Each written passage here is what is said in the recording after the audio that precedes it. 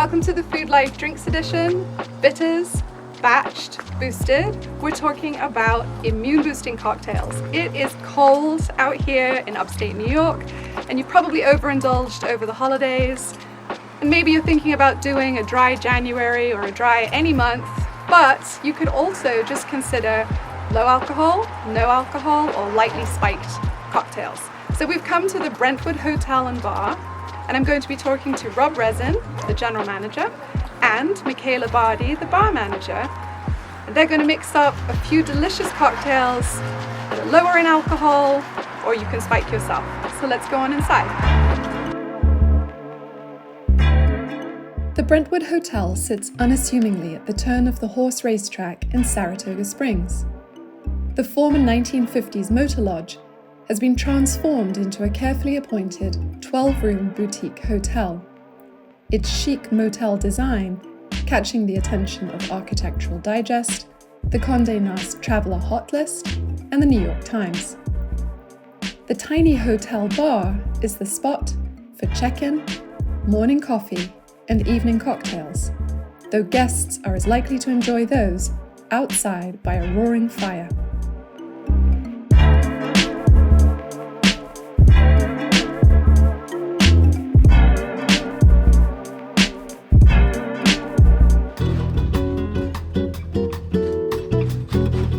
We want to make sure that we are nicely hydrated, nicely healthy. What are you going to make for us? So we're going to make one of our most popular cocktails. It's called the Better Talk Now. It is a tequila-based cocktail with lemon, ginger, turmeric, and honey. So basically everything in it is good for you. It's a great drink to start with because it's going to perk you right up, but it's also great. Non-alcoholic version is definitely great the morning after.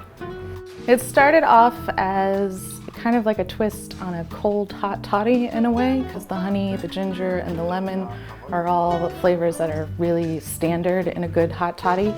And then I added turmeric simply because I love it. And also I was partly inspired by the rise of the golden milk trend. It's extremely beneficial, anti-inflammatory. You won't have missed the golden milk trend of the last few years. It involves mixing milk, often oat or nut milk, with turmeric, a root spice from Southeast Asia, mostly familiar from Indian cooking, that's absolutely bursting with anti-inflammatory properties. This gets topped with a splash of club soda.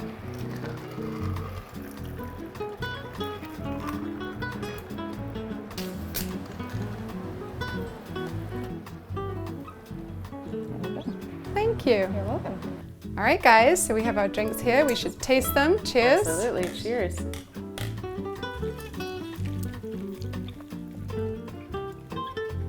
Ooh, that's delicious. I mean, the whole history of cocktails goes back, through history, obviously, whether it was medicinal, religious, an analgesic, people were using it for all sorts of things. So what would you say is important in making a non-alcoholic or a low alcohol drink to give it the same sort of appeal, the same sort of mouthfeel? How do you go about lowering the alcoholic content? I think the rules apply to non-alcoholic the same way they would to a regular cocktail. You want it to be balanced, and you also want it to be intriguing and interesting and fun. Like, if you just wanted water, you would have water. Like, you're choosing to have a cocktail or a non-alcoholic cocktail because you want something interesting. You want to enjoy the experience. And so they need to be balanced, so you have a little bit of tart, a little bit of sweetness.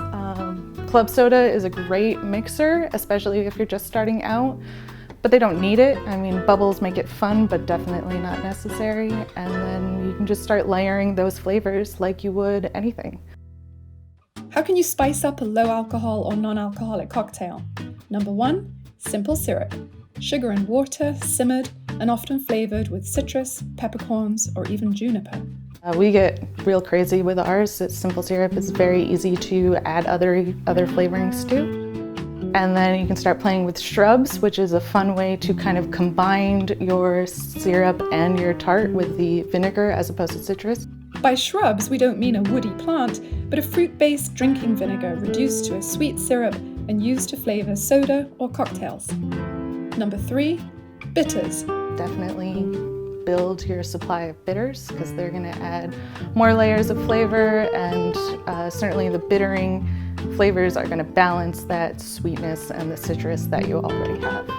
These botanicals had early medicinal uses, dating back to the ancient Egyptians, but by the 19th century they'd found popularity in cocktails or as a stomach-settling digestif. For me, I'm a huge fan of bitters. Most people are familiar with using Angostura bitters. You can make yourself feel as if you're having a nice adult cocktail just by adding bitters to tonic water, because you've got the bitterness from the quinine with those bitters as well. I made most of the bitters during the shutdown. That was my big shutdown pandemic hobby. How do you make it feel boozy? Add the buzz. Now, why would we be putting chili flakes or an infusion of chili into a drink? So the chili is gonna, because it has that heat, it kind of gives the illusion, it can anyway, if used properly, give the illusion of that alcoholic burn in your mouth. And as it goes down your throat, you get a little bit of that punch, and you kind of forget that you're not drinking any alcohol, and you get that little toasty warmth that you might be looking for. And probably, that's the same a little bit with the shrubs, right? The vinegar note is the contrast to the sweetness. Absolutely. Not just giving people, a glass of mixed juice, which can just ratchet way too high on the sweetness spectrum. Exactly. You want everything to be balanced and everything to complement each other. Don't want to experiment? Then how about a tried and true classic, the hot toddy? So you asked about our hot toddy?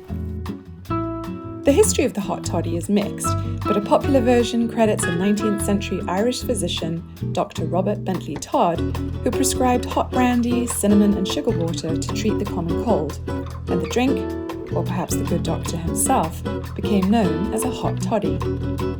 Ingredients are simple if you want to make your own. It's usually bourbon, hot water, fresh lemon and honey. We add a little bit of cranberry liqueur and some of Michaella's ginger orange bitters, and garnish with a cinnamon stick.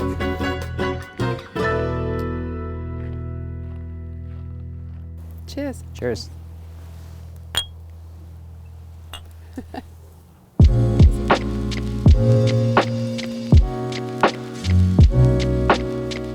Thank you for watching the Food Life Drinks edition. Hopefully we have inspired you with some ways to boost your immune system this winter, whether you're spiking your cocktails or going with something low alcohol or no alcohol.